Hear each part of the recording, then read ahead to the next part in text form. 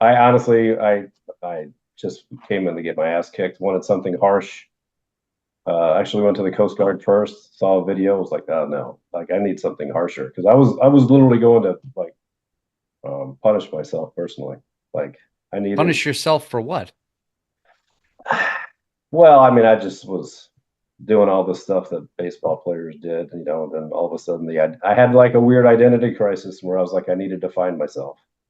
And, I was a firm believer that, breaking away from the norm, I guess, and going off and doing something non-traditional would help me. So I did, fell in love with it. Uh, and then, so I was enlisted through E6, so a staff sergeant. Then we didn't end up going to do anything after the USS Cole got bombed. I got aggravated, put my flight packet in for my officer candidate school thing, letters of recommendation, came back, got picked up, started OCS in July 2001. So now just do the back math.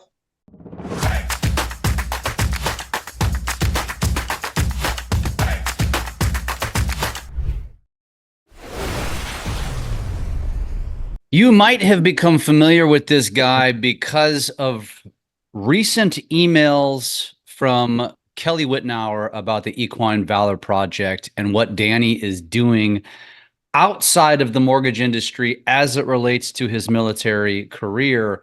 But what you may not know about Danny is that he's kind of a badass, and he flew some cool helicopters in some seriously hairy situations. And frankly, I'm here for the stories, Danny, but we're going to talk about the horses. We're going to talk about how that plays a huge role for military veterans. And we're going to talk a little bit about why you chose mortgage after a career of getting shot at from while you're in the sky. But let's start from the very beginning, I guess. A little bit of a background about you. So, Danny Sure. Archer, thank you for joining us on the Possibility podcast. But I need to know, like, what led you to your military career? So interesting. So, anyways, Jeff, first of all, I'll just say thanks for having me on here. Of course. Talking about stuff and talking about yourself is traditionally uncomfortable, but once a video goes out on the internet, you're kind of stuck to it, right? So, Right. That's right. uh, interesting enough, I'm actually from Missouri. So, grew up in a small town. I was born in St. Louis and moved down to a small town called Flat River. Also, now it's called Park Hills, Missouri. Um, was a baseball player. I actually played at UMSL. Did everything I could. Played in a semi-pro team there, and hoped to get signed. Didn't happen. Next thing you know, I was in like a midlife crisis at 22. Uh, just had I was actually with the Puerto Rico. Was going to try to play to Puerto Rico after college and summer league, and had that moment where I was just like, you know what, I just need to go figure it out. I actually joined the military just to get my ass kicked. So, you know, Breakfast Club, what's his name singing, I want to be an airborne ranger. I went into a recruiter and I was just like, I'm ready. I came back from Puerto Rico, went straight to the recruiter, and I left 28 days later on a Hmm. ranger con. And on a 3-year contract only, fell in love with it, ended up reenlisting for another 6, decided to make it a career. Was in Jordan whenever the USS Cole got bombed. Looked like we were going to go do non. First of all, who this is going out on the internet to the Oh yeah, world? yeah. It's be All that to the right, world, man.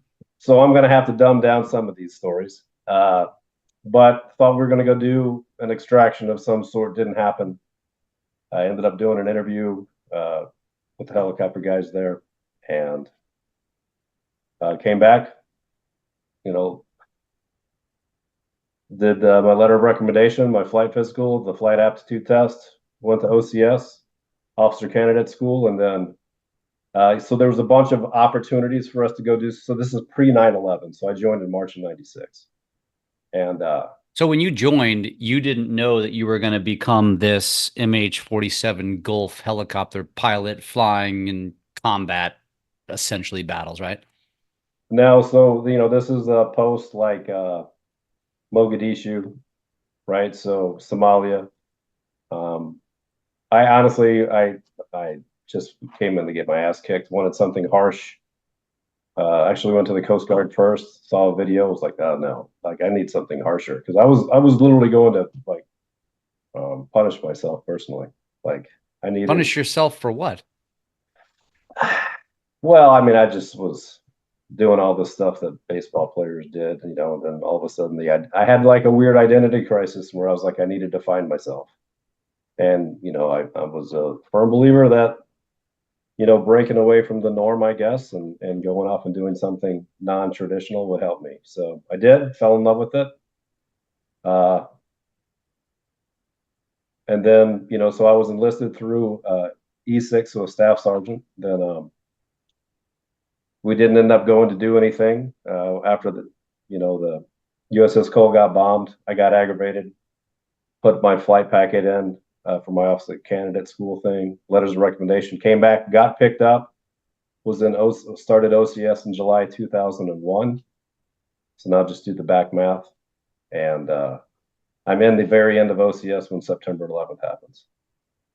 And I'm like, are you shitting me? Now I'm an aviation officer with no wings, right? So I know I have to go to flight school. It's like a year to a year and a half. Meanwhile, the war's kicking off. I'm seeing my old buddies like jumping in and all this, and it's the worst possible scenario. But I went, excuse me, flight school, and then in flight school, I put a packet in to assess for the 160th, which is the 160th Special Operations Aviation Regiment. So kind of unique, whatever. It's the black helicopters. It's the crap on the wall. I got picked up miraculously. So let me stop you there. It's the big helicopters that are designed to come in and either drop people off or pick people up. Was that the most layman's way to describe it? Yeah, for special operations. Yep. Okay. So you probably have seen them in your area, the black helicopters with probes.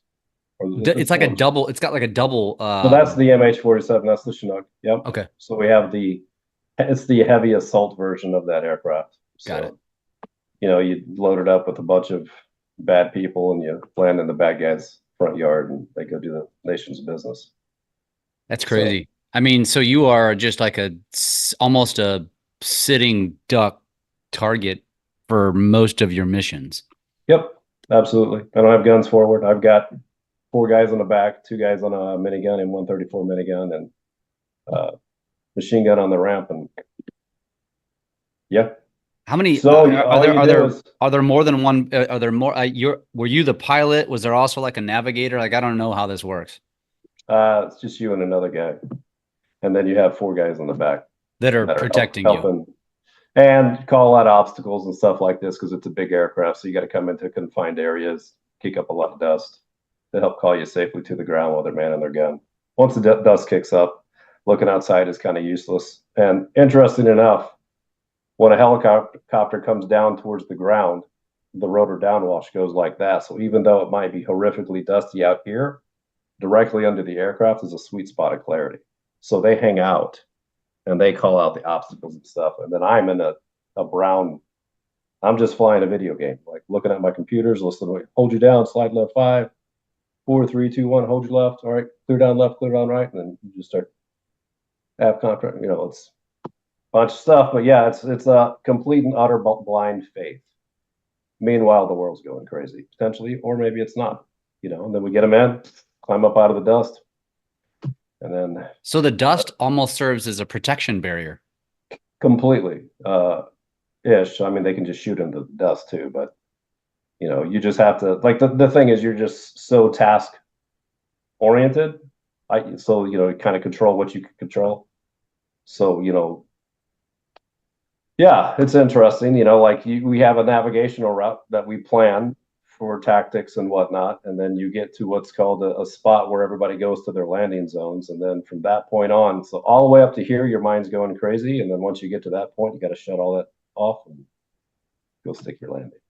And then yeah, I mean, like this is I can't really talk super in depth, but that's the gist of like go flying something in the combat, and obviously coming out, and that's whenever you're most vulnerable on your approach in and on your way out. So yeah. You just fly it like you stole it. What would you say? How many of? I'm sure you flew it many, many times, and some of them obviously not in volatile situations. But so what would you say was the percentage of times that you were landing, that you were flying it into a volatile situation versus just something that's you didn't Like feel as overseas, yeah, I guess. I mean, is every time you're flying overseas, your potential of getting shot at? every time you took off, you were because you're in bad guy country.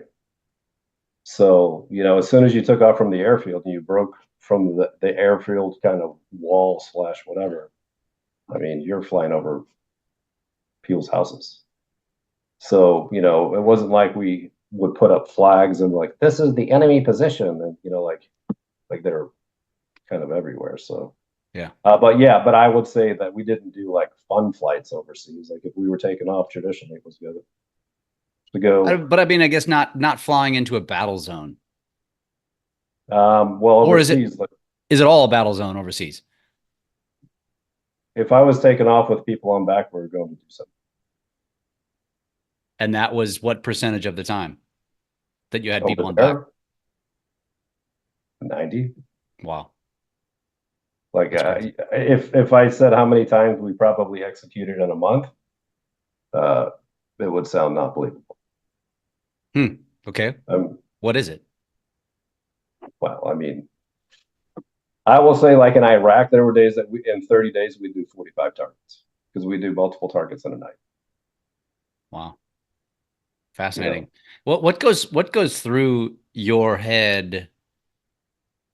Yeah, I can't fathom it. I didn't join the military, and so obviously I didn't have these experiences. And now obviously this is carried into what you're doing, with the Valor Project, and obviously that's why it's necessary because I mean I don't think most of us human beings can truly understand what that's like.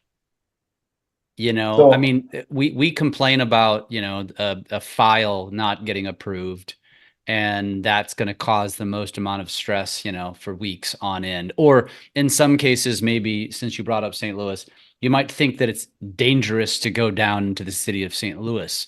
But this is like so minuscule on the true scale of what could happen when in a world that you've lived. And so like what goes through somebody's head when you're those 45 times in a 30-day month, here we go again. This could be it. Here we go again. Like how do you think? so uh, whenever you climb on the ramp to go overseas, one of my things is that like I would say the goodbyes and I would have tears in my eyes, and because honestly, like the realistic part was that you had to get right with the fact that that was potentially the last one.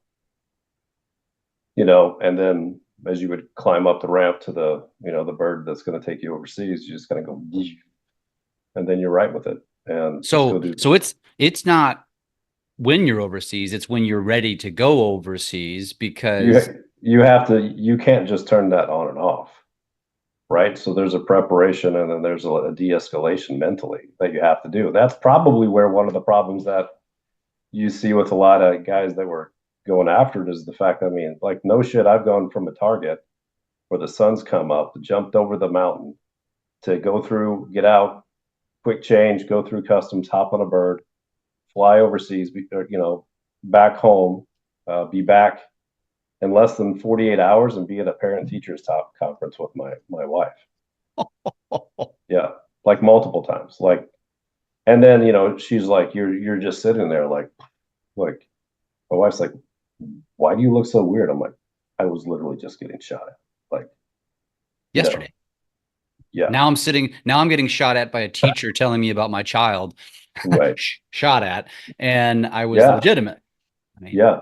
So and so what happens is that so this is kind of where I think the transition, like so it's like look, I can tell you endless stories. If you watch the video, you saw a glimpse of one of them, right? uh but the aftermath, right? That's where a guy that, because here's what happens is you're functioning at this level all the time. You don't have, like, you come home, you're preparing, you're either having to do some kind of like, because you're always having to maintain currency so you can go anywhere in the world, right? So because of that, you're always like here, mentally, like you're always problem solving. You're always working something, sequencing, like risk, like all maintenance and manning and blah blah, right? Finances. And then all of a sudden it's time to retire, and it's like, meanwhile, your head is still like this, you know, and you know, so I've seen multiple buddies get out, and honestly, they're in the peak of the war. I mean, guys literally would do a rotation right up. They would, like, just to feel like they needed to carry their load. They would do a rotation right up to their retirement, come home, clear, and be out of the army. And be what? Like, and be out of the army. Like if they're retiring, or getting out, they're like, we need to get one more rotation out of you. You're like, okay, cool. And then they're like, and then come home, clear. And then how do you think that guy was 3 months later? Mm-hmm. He doesn't have a peer group. His purpose is completely lost. His brotherhood or, formation of people that surrounded him, like-minded people, are now gone and can't really talk to him because you're not doing it anymore. So, I mean, I've got close buddies that are, still in and doing, but, like there's just, once you're not on the train and rowing, and this will call like rowing the boat, if you're not rowing anymore, then that's okay. It's the system, right? Somebody else plugs into your spot and they keep getting after it. That's expected. So I don't take it personally. It's just the system. But guess what? What are you going to talk about the next time you're like, oh man, how was your last mission? No. Not invited to that anymore. I'm sorry. Like, so really? I don't ask. Yeah, I don't. Well, I mean, because it's all compartmentalization, right? Like, you don't know that in 2019 we were getting after it, or guys are doing stuff right now, because that's how you maintain operational security. I mean, there's probably things. I mean, I don't even feel like we probably are even aware of a fraction of what's going on day in and day out overseas. Nor should you be. Because the harsh realities of society, I mean, and this is people, hey, man, it's our tax dollars. Here's the thing. Like, the way things are out there, like the things that have to be done, the predominance of society don't have the capacity to do it. That's why they're not there. Like, that's it. Like, I'm sorry, might sound super harsh to some people, but the thing is things have to happen, right? Right. Like the entire progress of humanity is evolved around war. Like, that's it. Every conflict, everything is, like, and it's awful, but guess what? We're all fighting for food, water, dollars, resources, all this stuff. It's just a huge chest. It's like Risk, but in real life, right? That's exactly what it is. So, and that's one of the challenges whenever you leave, because then all of a sudden you're not surrounded by those people, and now you're talking to like the people that I'm surrounded by are resilient, unrelenting problem solvers. They're given a task. All they know is mission accomplishment. Whatever I need to do to do that, what do I need to do? Yeah. You give them some barriers. They stay within those like parameters of things, and they go over, under, or through whatever obstacle to get it done. Right? That's cool. That's kind of the same process how I like to do. So like the mortgage industry, right? Like, I love talking to people because I'm not a super salesy person, right? I come straight at you. I come all with just numbers and facts. They say bullets and numbers don't have emotions. So, like, don't be emotional about it. You either prepared to get a mortgage or you didn't. You're either prepared to go to combat or you didn't. If you got your ass kicked, it's probably why. It's the harsh reality of all of it. So, yeah, I know I'm kind of wormholing here, but like, getting to how the hell did I get to horses? Because I self-identified really quickly that I was going to struggle, because I've seen multiple buddies like fail to their end, right? Lose buddies, horrific stuff, national like heroes, right? That get out and they don't talk to people, right? Because all those things that naturally happen to protect that guy's going to regress. He's not going to talk to you about what he's gone through or tell stories. Like, you only open yourself one time to tell a story, and as soon as you tell somebody a story, it just becomes so overwhelming for them, that you just kind of see their eyes roll back. Oh, I literally make that noise because it's literally, you can see it whenever you're like, and I'm back in that situation. I'm living that because I can play every freaking thing like a movie in my head. So I'm back in it, and I can see, like, the guy come outside with an RPG, and I'm like, RPG, guy in the left gun cuts him in half, and like, and it goes right off the nose of the aircraft, slow motion, blows up off of the ridge line. Like, yeah, I'm telling you that story, and it becomes too much, and then you're like, oh, you're like, man, did you see Becomes that too dog? much for you telling the story, or for the No, for person receiving them, they can't comprehend it. It happens.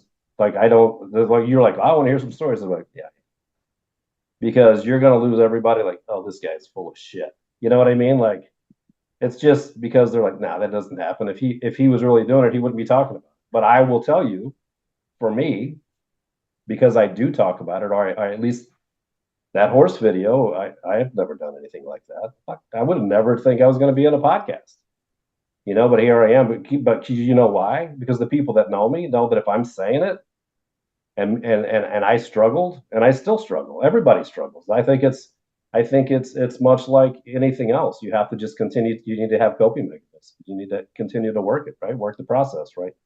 What's the problem set? Like, what am I doing? Like, and it sucks, because I can't shut it off sometimes, and like, my emotional cup is like right here. And this is, I mean, I talk to people, like, I talk to a counselor, and they're like, well, you go to a 0 140 because your cup is right here.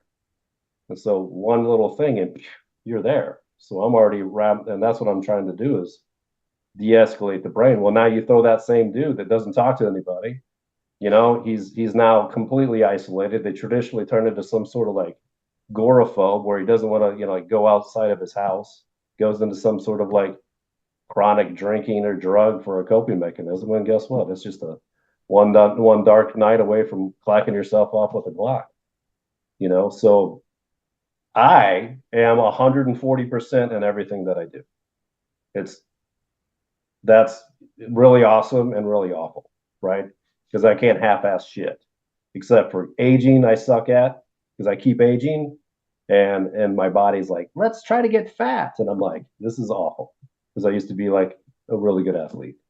But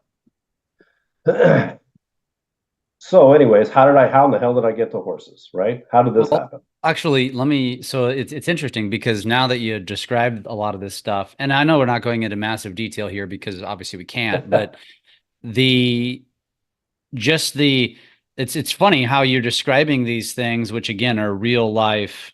Like, it's actually not real life. It's not real to most of us, and I think that's why the stories probably are received the way they are. But then, as you're describing that reality, that does exist, that most of us don't know about, and then I think about the segue that you made into the industry of mortgages, which is, it's tongue in cheek, but like, every time you enter into a transaction, it's like you're going into that battle, because, as you now know, you're getting bullets shot at you from every different direction, of course, metaphorically here. But, for those that don't, for those that are in the industry, you know exactly what I'm talking about. You know exactly what it means, because the bullets are coming from every which angle, from the borrower to the agent to the appraiser to anybody involved in the transaction, right? We're like the foundational piece of it.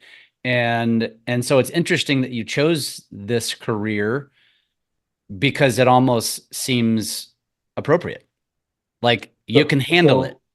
So the interesting thing, though, is that, like, so when we start working a target, right? We get a target, we get a location, we get an altitude, we get the atmospheric, we get the temperature, we do the moonlight data analysis, where's the route, all this stuff, right? How much weight can I pull in there? And then so that is, we use what's called a performance planning card, right? It's a computer system, but you run it all within, it's all numbers. A mortgage is exactly the same thing. Like, so a guy that I first started working with, he was like, it's financial PPC is what we would call that, performance planning card. I'm like, all right. And it totally is. So you have a problem, you have an objective, they want to buy a house. Let's collect all of this stuff. And I totally take it tactically. And I don't look at it from here to here. I look at it from here and I go all the way around it. And I see every other possible option. And then I just try to teach the whole time so that there's no surprises. So what was it that made you say that? Was it that conversation with that gentleman, or what is it that made you choose this industry over the thousands of other ones you could have chosen? And Honestly, by the way, yeah. you could retire. Yeah, absolutely. I don't need to work. But if I didn't work, I'd be a statistic. So, because the main, you got to keep it engaged, right? So, how did I find this? Honestly, I didn't know anything about this business. I knew that I've done refinances and I got $2,000, surprise before closing. Well, that's probably not supposed to happen, but okay. But I knew that I didn't want to work in a cubicle for 40 to 60 hours a week. I didn't want to live out of a bag anymore. And I had a little bit of an entrepreneurial bug that I wanted to, suppress a little bit, right? I've never been able to do that. In the military, you get a salary, that's your budget, live.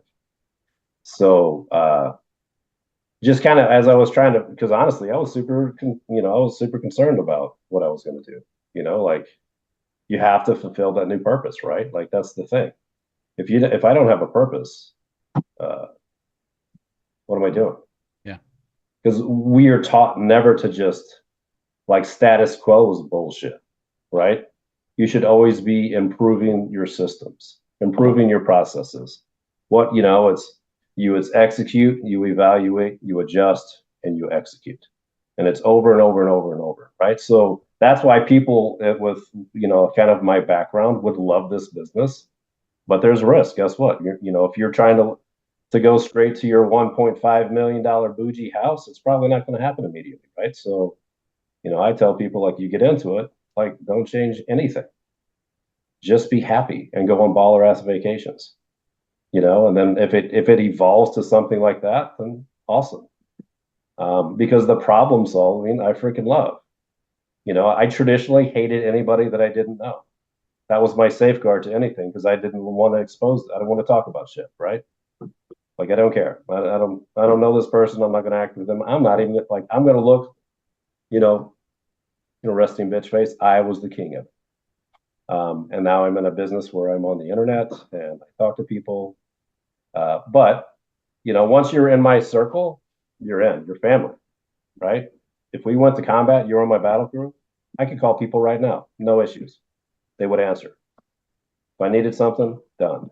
If I tell them something, like they know I'm not full of shit, right? Because I only care about that. That's why military like relationships and bonds. You see those dudes in the like in the airport or whatever that haven't seen each other for a hot minute and they're almost in tears hugging.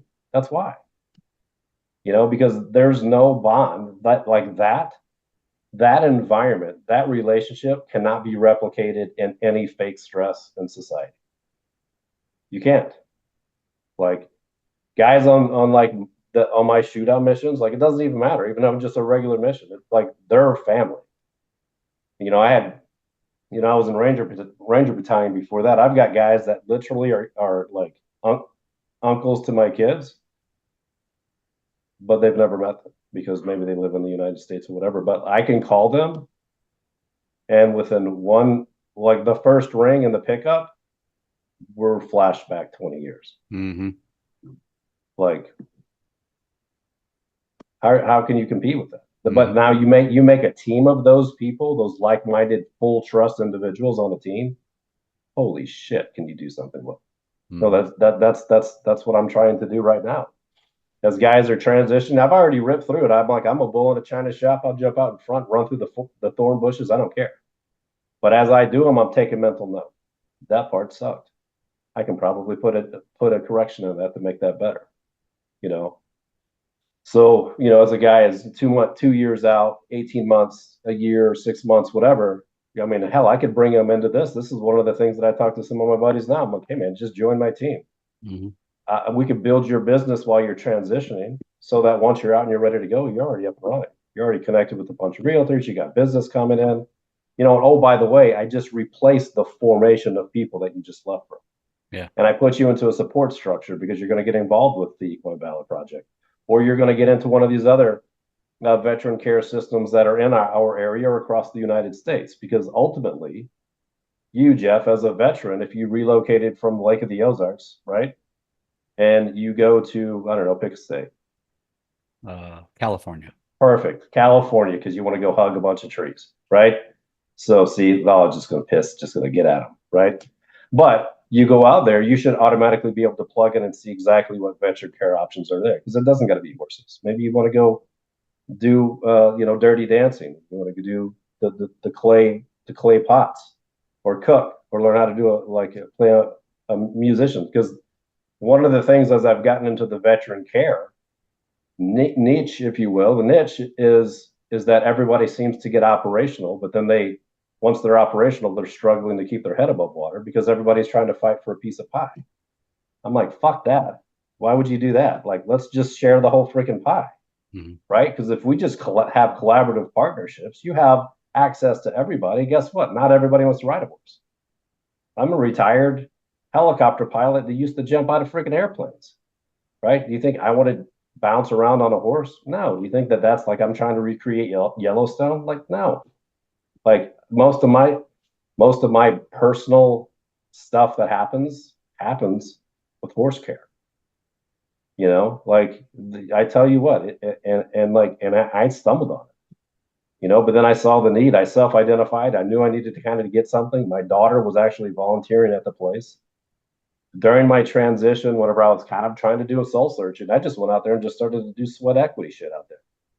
The things that nobody wanted to do, the most awful, heinous thing. You're talking about it with the at the horse place. Yeah. Yep. So let's talk about that. So Right. obviously there was the shift. Obviously we've touched on the military career. Now you've made that shift into mortgage, which by the way, it seems to make a lot of sense actually. It's as you now have learned, it's a career that a lot of people struggle with so many different things because of the challenges that come along with it, right? The struggle of just obviously the business, the day-to-day business, but then the struggle of how am I going to meet my next paycheck? Right. And it seems to me that people with your background would fit that, would solve that very well, because this is nothing compared to what they've experienced. And you're all probably in a fairly strong financial position. So it's almost, dare I say, a hobby, and that brings purpose and can bring a really nice paycheck. And so it's, I know you've mentioned it to me before, because obviously we know each other prior to this podcast, but it just validates that, yeah, wow, what an interesting segment that makes a hell of a lot of sense. And again, it's interesting because I was able to kind of formulate that consensus before I went down this, right? Retirement, disability, bills are getting paid, anything else. But I will tell you, if I didn't have that, I don't think that I would do this, because of the sheer stress that somebody completely living on commission like that.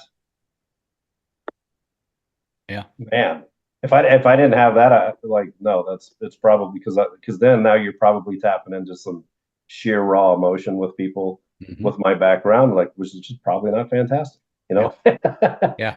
Do you know what I mean? But to do that the other way, you give them unbelievable possibility, an achievable and attainable task, and then you just rinse, repeat, and refine your process. That's kind of, I think, wow.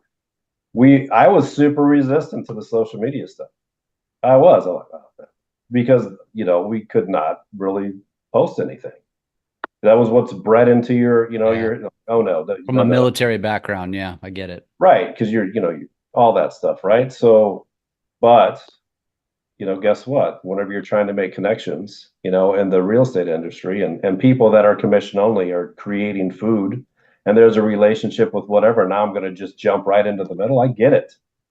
But the thing is, eventually, once you're given an opportunity and the process goes smoothly, and that's, I make no bones about it. Every deal that I do, I'm recruiting the selling agent also. Yeah. And that's how it grows. But because I don't have that stress of, do I have frustration when I'm getting shopped, or do I have frustration whenever they want to, do this or that. I mean, it's whatever. I mean, but at first it took me a while. And I will tell you the hardest thing that I did whenever I first got started was when my phone went off, I went to here because it was the same as like the red phone overseas that was giving us a target was going off. Mm-hmm. And I would switch on. And no shit, I would sit at my computer after talking to a customer and send them the loan app. I mean, I would sit there for like 9 or 10 hours. I've called people after 3 hours of sending them the loan app. I'm like, hey, is there something wrong with your Wi-Fi or something? Like, what do you mean? I'm like, because I'm sitting there, I'm looking at my email, I'm waiting for these documents to come in. I thought we were doing this, but I don't see anything. So I just want to make sure there's not something wrong that I need to help you with. Oh man, I'm gonna do that next week. I'm like, what? Like, because I'm so lean forward, right? Because I don't want to be the slow part of, in the process. And by the way, that white spot, I just noticed that we were touch painting because we're going to paint right off. I didn't even notice it until you No, said I something. did, but I just saw it. I was like, holy shit. But anyways, squirrel. Uh, so that was one of my, honestly, my personal biggest challenges was winding down, realizing nobody's getting shot at, nobody's dying. Like, it's okay if I don't, like, if I've been in the Rush concert in Savannah and my phone goes off, and I literally went out and did a pre-approval in the bottom because I just could not. Can't help yourself. Now, granted, we closed and it was awesome, but Right. I But yeah, don't. but it's not that timely like it is in your previous life. Right. So that, So yeah. now let's fast forward, Okay. and it's life and death to the next life and death career, which is definitely not real life or death, just stupid stress. To which, and now obviously we kind of just went from military to mortgage, but in between military Mm-hmm. and mortgage was the horses. It was the Equine Yep. Valor Project. And so talk about that. And because I didn't know this, I'd heard about it, but didn't put much, I just never looked into it. And then I met you and you sent me this video and I was like, wow, I didn't know horses had these special powers, which is how I would describe it. And so describe what this is all about and then more specifically the actual project that you're on. Sure. So, if you've never watched any horse thing at all, like here's a perfect one, right? They say that the horse's heart is 5 times bigger than a human's. And so, because of that, whenever you get within like 10 or 15 feet, your heart will naturally start to slow and match their heart. Hmm. So, automatically, you'll start creating serotonin, positive, right? Good stuff. So do they. So, it's a mutually beneficial relationship. Uh, and if you calm all tense, they will pick up on your energy. They can pick you up and sense all the bullshit. So I tell people, like, whenever you come, I didn't know this. It took me a while, but it was like I was also searching for, some sort of healing, right? Some sort of coping, something, right? Because I was living in mental chaos. I'll self-identify. You know, going away from doing all that stuff to trying to figure out what you're going to do after that, and then what's your place in society, and you know, I knew I was not going to suit and tie it and go play fake whatever. Um, and I talked about it in that video. Like, so it was the big brown horse that I'm walking in that video is Verdi is his name. I finally got into where I was feeding horses, and no shit, like this thing looks me in the eyes, and we just are like this, like, and he's just looking at me, and I could just feel my inner like stress balloon going when I put Hmm. my hand on him because I'm like, well, that's weird. I've always been good with animals. I'm gonna put my hand on him. I'm just looking at him. He's looking at me, and I was like, so I talked to Miss Peggy who runs the riding academy there, and I asked her about a veterans program and what she didn't know I was a veteran. I never even talked about anything. It's Caroline's dad. I just gonna do this sweat stuff, and then in my So mind, I don't think I knew that. So this is the the facility. facility that you became Yep. associated with had nothing to do with veterans. No. What was it before? So it still is. It's the Pegasus Riding Academy here in Savannah. So their specific niche was therapeutic riding for handicapped children. And so, and then they have classes. And, my daughter was like rode when she was younger and then was like, she was a volunteer. And then I asked about the possibility of a veterans program and her interest. Because I knew in my mind, if I could recreate that moment for other people, it would be amazing. Right. So And I was, did you know about this power between nope, horses and humans? So this is nope. all just accidental learning. We're just going to call it the universe doing its thing. Huh. Right. Like, so, and honestly, me and Peggy have talked about this many times, is like, whenever you're on the right path, the universe will provide. That's what they say. Right. So I'm going to use they a lot, but, and once, if you're going through life and you're getting your ass kicked, you're probably supposed to turn. And you can continue to be a Brutus and go in this one direction. But if you have an answer that keeps kind of plopping in front, you should probably do it. And so I literally have started to just stop fight. And I mean, you see how everything's going, like it's picking up. Like, I'm on your freaking podcast, like, are you shitting me? You know what I mean? Like, but it's because like I'm open to talking. I don't care. Because like for me, I'd be a selfish shit if I was able to find this inner peace. I mean, it's not permanent, right? You're gonna go away. It's just like taking medicine. You take medicine, you feel better, right? So you have to just continue to like rinse, repeat that same that environment, that event, right? But then I just my mind goes and I just lay out this entirety of what it could be, and then I just started kind of putting feelers out to veteran nonprofit people, and look, we're just building. But like today at 1 o'clock, I'm going to sign our business bank account for it because I mean we are that.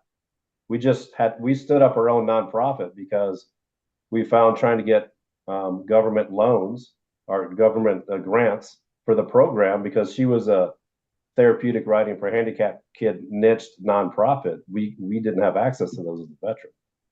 So we created our own 501c3 to streamline that fundraising capability so we could grow because eventually we want to have like an immersion program on site so guys could come either from out of town or go stay on the property and get sessions through the day, work the farm, just kind of unplug. I tell people like when you come here, your bullshit stays outside the gate. Mm-hmm. You come here unplugged and enjoy the environment. It's magical. It's like Narnia. It's the craziest thing in the world. Because I mean, I think didn't you own a rental property in Savannah at some point? Mm-hmm. So if you came down here to this place, we would drive through this neighborhood. You would have zero clue that it was horse. And then all of a sudden, you go through a gate. And I took Jason Schultz through it. And he was just his mind was blown. You go through this gate, you close it, and all of a sudden, there's a horse farm, and it's surrounded by trees, and you're like right off the fringe of Savannah. And after 10 minutes, you completely forget you're in Savannah. It's that magical. Then you throw these horses they're just not like junk horses. They're selected for their personality. So we don't just grab, hey, I got this throwaway horse is going to turn into glue. Do you want it? Like, oh no, because it comes down. Because you think of anybody that's going to interact with that horse is either a child that needs help, right? Special needs, right? Or a veteran or first responder that's gone through some shit and he's just trying to work it out, right? Well, that horse can be crazy and potentially kick somebody in the face. It's going to get killed, right? So, like Olaf, you've probably seen a couple of my Olaf videos. Like he's a retired mounted police horse from Savannah that was retiring and needed a purpose. So we got him and brought him over there for the veterans, and he's awesome. He's just got a little attitude. So, but he won't kick honestly, anyone. But he won't kick anyone. No. So the interesting thing about a mounted police horse, they have to be what's called a bomb proof. So if something goes crazy, he doesn't jump or get startled. Ah, they're not startled. Okay, interesting. That's the hope, right? I mean, they are animals and things can happen, but in the end, these horses, you can walk up to them, you can feel them assessing you. Like, have you ever seen a Belgian Malinois before? Like a Hmm. working dog come up and has he ever looked at you? I Like you guess see him just like lock onto you? never thought much about it. Know that they are sizing you up. I had a buddy that we had a bunch of them overseas, but then he bought one and he brought him into the office at work. His name was Havoc, and I'm not kidding you. It's the first dog that I've ever been around that was like, I could literally see him. He's assessing me. Well, the horses do the same thing to you. But it's not like malicious. They're seeing they're prey animals, right? They're prey. Like they don't go eat things. People eat things, eat them, right? So first, are you something malicious? And then okay, and then oh wait, he's being nice to me. Like, oh, and then it starts to happen.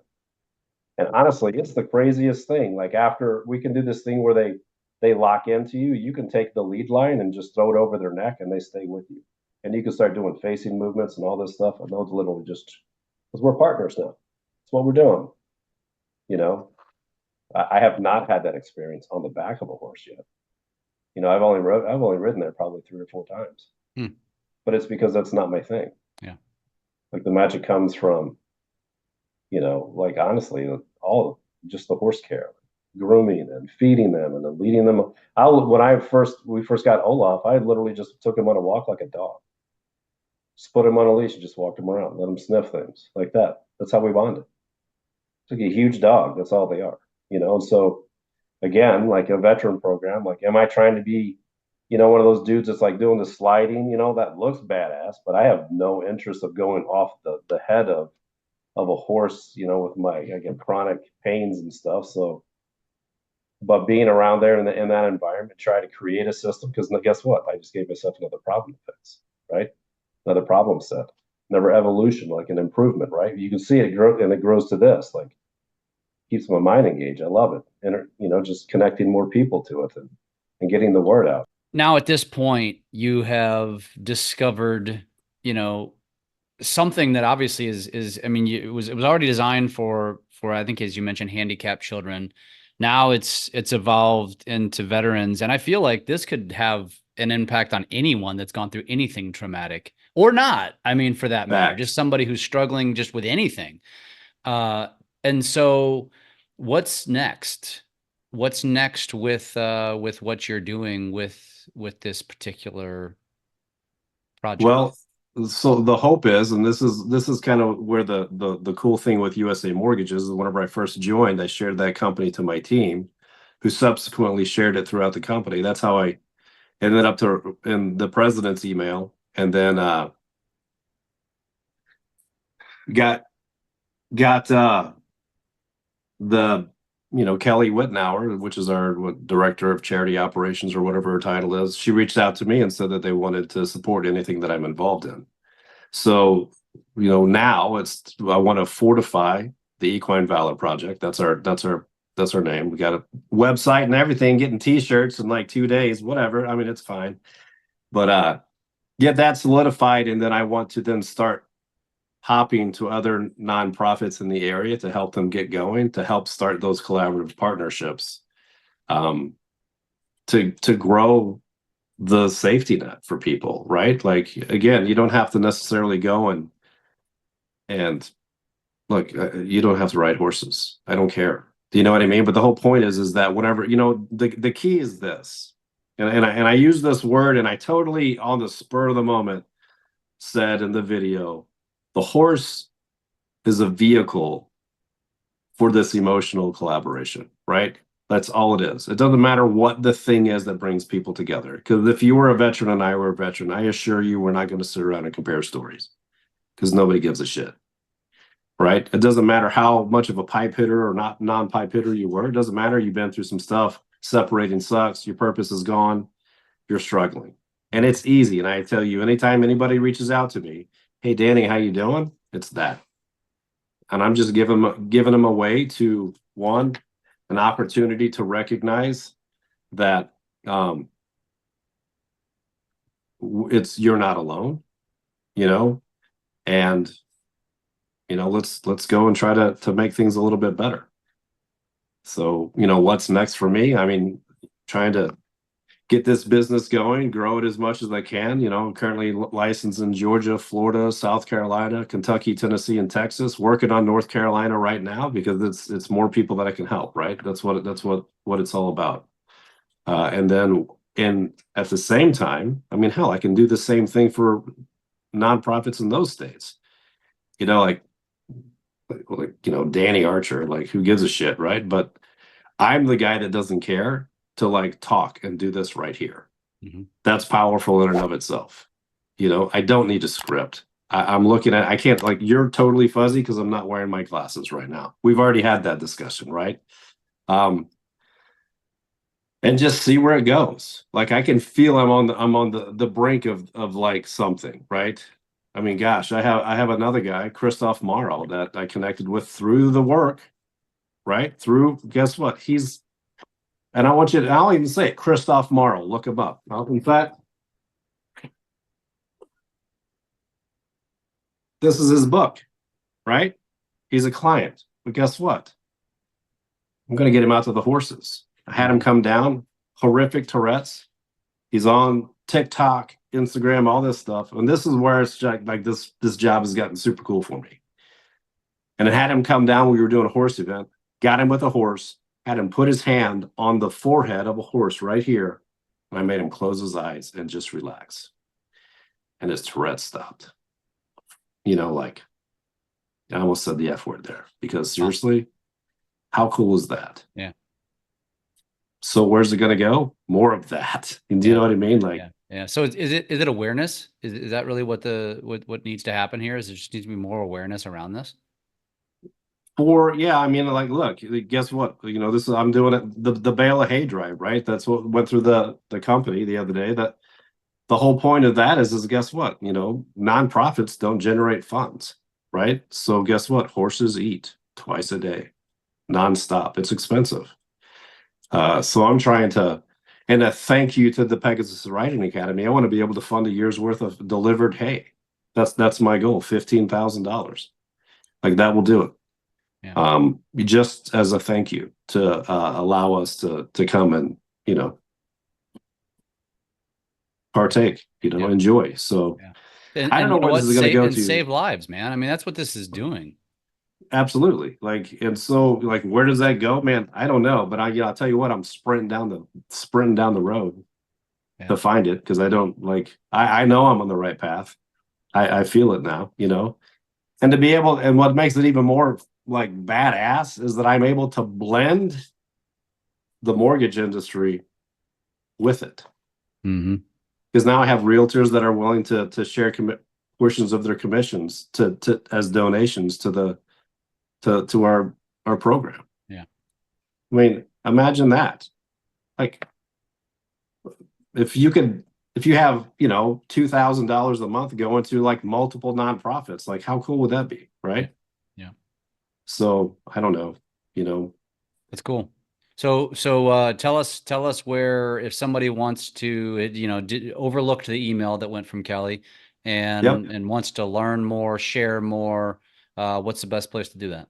How do they donate? All the things. Yep. So we have a website called the Equine Valor Project.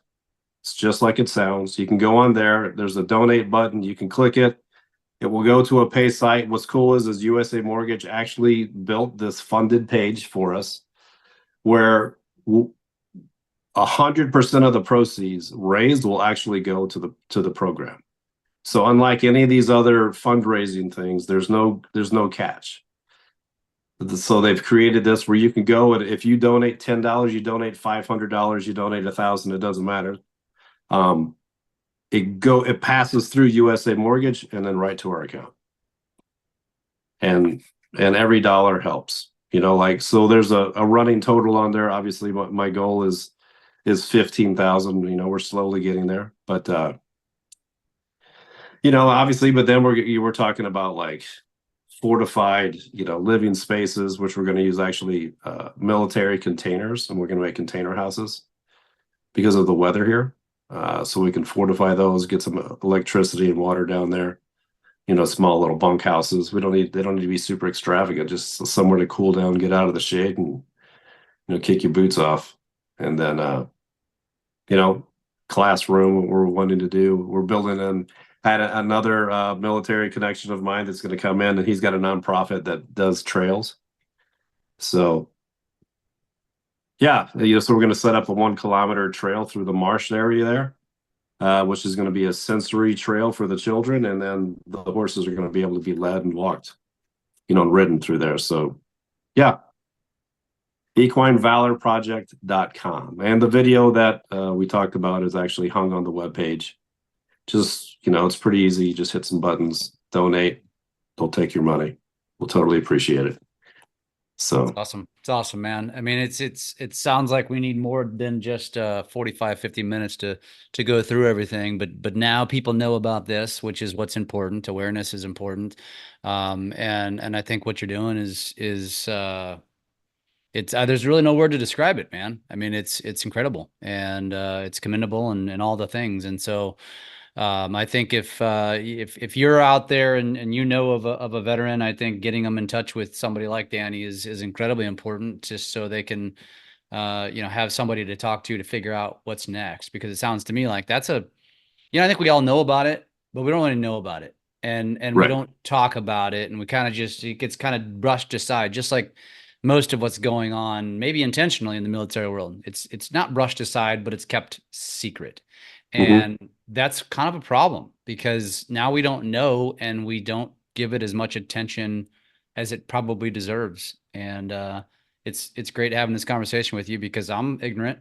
I'm as ignorant as anybody else probably about a lot of this stuff. And so it's fascinating to know, because without the knowledge, we all just continue down that same path, So we're going to have to just make that a requirement for anybody that wants to be on one of your other programs, Real Estate Mastery Pros or Bridge the Gap or whatever. Like, oh yeah, do you know about this horse place? Hey, I mean, it sounds like this needs to be talked about. So I think we'll be doing more of this as time goes on. Danny, I appreciate you being on, sharing your stories, what you could. And again, if you didn't write it down, it's the Equine Valor Project. Equine is EQUINE, Valor, VALOR project.com. Go check it out. Just go learn more, and make yourself more aware. And then if you can help, donate. Danny, it's been a pleasure. Look forward to a continued conversation, as I know you've got some big things ahead. For sure. And I sure appreciate you taking some time to, let me ramble on mindlessly here sometimes, but It's all good. it's a good cause. And I love this company because it gives me the opportunity to do this and voice it. So let's take over 2024. Love it.